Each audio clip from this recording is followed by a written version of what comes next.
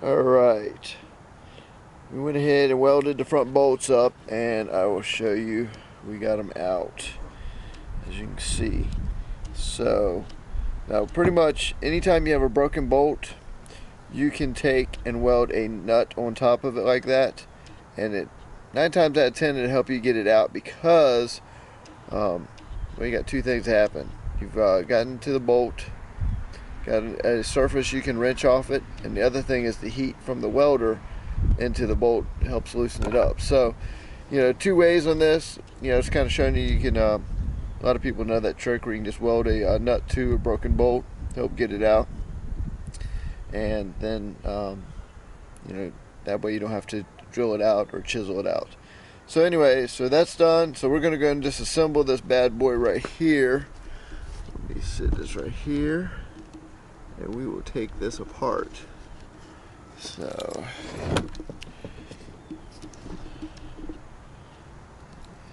see here.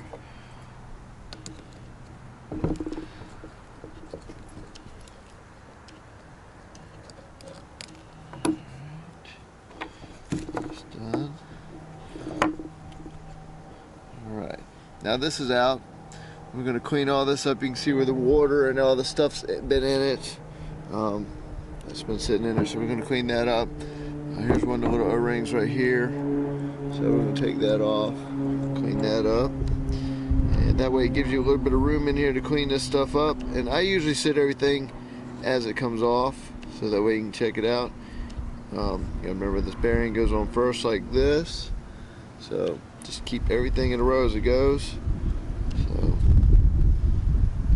and we're going to clean it up from here, replace the O-rings, put it back together. I don't have my bead blast box here on site, so now up in the top right there is, let's see if we can see it. There it is right there, that edge right there. That is your snap ring. And once that's removed, then the rest of the bearing, which is just below those grooves you see, is the other half of the bearing. So that's broken free. So once that's removed, the other thing here, when I was telling you about the blades, it's pretty much just like a giant oil pump, but that's what runs the hydraulic fluid. And you want to visually inspect it and make sure it's not all like scratched up, scarred up, gouged, because that controls it. Just clean everything up as you go. Check inside here, which I did. Everything's great. So pretty much from there, we're going to go ahead and get this bearing, the other half of the bearing, out of the top part here. And once that's removed, then we'll start reassembly. Everything else is clean. It's a very simple system. That's just a housing right there for the hydraulic fluid, comes in and out. And it's really simple in there. So everything goes back together really easy. So let's just get this done. Save yourself a couple of dollars and have it taken to a hydraulic shop or buying a brand new unit.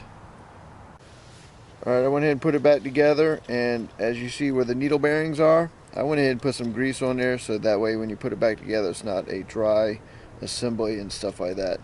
So next step is to get the bearing housing out of the top and to press the other piece off the steering wheel. So we're going to use the press and press that off and stuff. So there you go.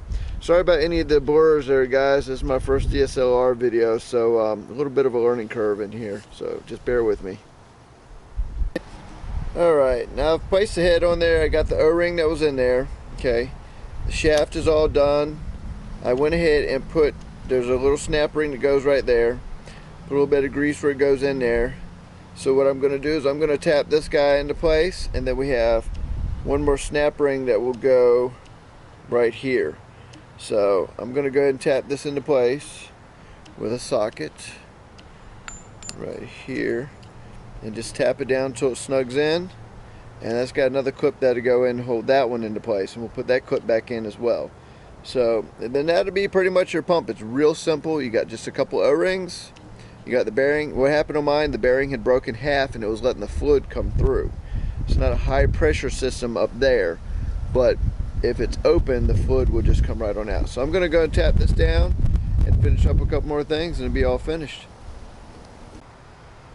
Alright, I went ahead and put the clips in there, and as you see, the shaft is in.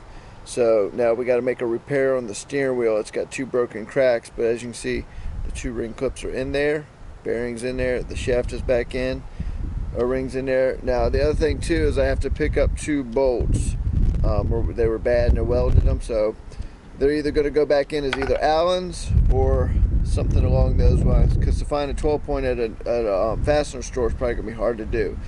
So we're going to replace the bolts, and then this pump is done. I'm going to clean it up a little bit more and put a pretty paint job on it, and then bolt it back up on the machine. And that's your hydraulic steering pump rebuilt. And as you see, all back together. Now that we've rebuilt the hydraulic steering pump, I'm going to replace these 12-point bolts with some Allen bolts. These 12-point bolts get really rusty.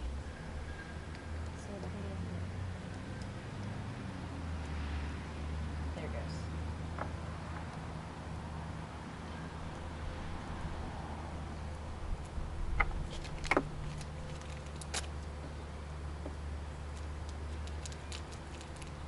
This thing's are ridiculous.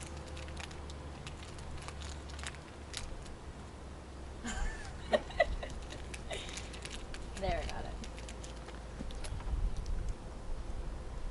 I'm just going to kind of set them in there. I'm going to let Cody torque it.